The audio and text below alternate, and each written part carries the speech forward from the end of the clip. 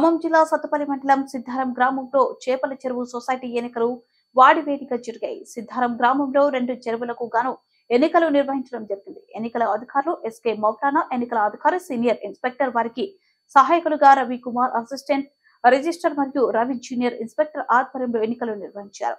Society అధ్యక్షులుగా ఆదినారాయణ, ఉపాధ్యక్షులుగా కోటేశ్వరరావు, సెక్రటరీగా బసవయ్యను నియమించిన ఎన్నికల అధికారులు ఈ కార్యక్రమంలో సిద్ధారం ఎంపీటీసీ మోరంపూడి అరుణ, రవికుమార్ మరియు కాంగ్రెస్ నాయకులు మఠ చెన్నారావు, గొళ్లమూడి మధుబాబు, కిన్నెర రాంబాబు, గాంధీ మరియు చేపల చెరువు సొసైటీ సభ్యులు పాల్గొన్నారు.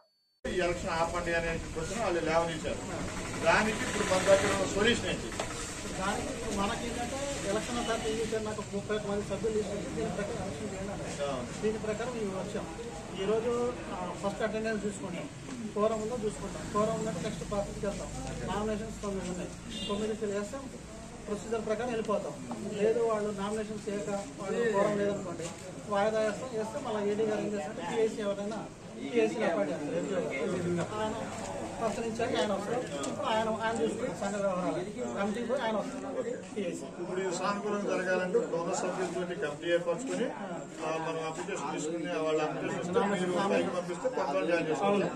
అంటే ఫస్ట్ ఈరోజు ఏంటంటే కోఆపరేటివ్ కొంతమంది సభ్యులు కమిటీ వాళ్ళు సంతకం పెట్టేసి ఏడీ గారి సంతకంతో హైదరాబాద్ పంపించారు. Hyderabad election commission state cooperative election వాళ్ళు ఏం చేశారు, నాకు ఎలక్షన్స్ చేసి ఏంటంటే నాకు ప్రొసీడింగ్ ఇచ్చారు. దీని ప్రకారం నేను ఇక్కడికి వచ్చాను ఎలక్షన్ చేయడానికి.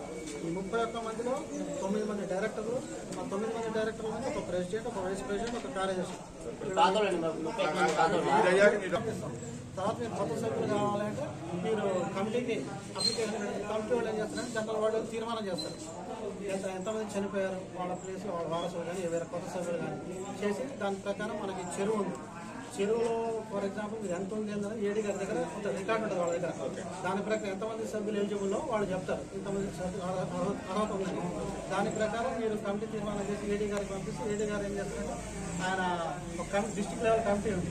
దానికి ఒక 4 డిస్ట్రిక్ట్ ఏడీ గారు వీళ్ళందరికీ ప్రెసిడెంట్, మరి జిల్లా ప్రెసిడెంట్ ఉంటారు.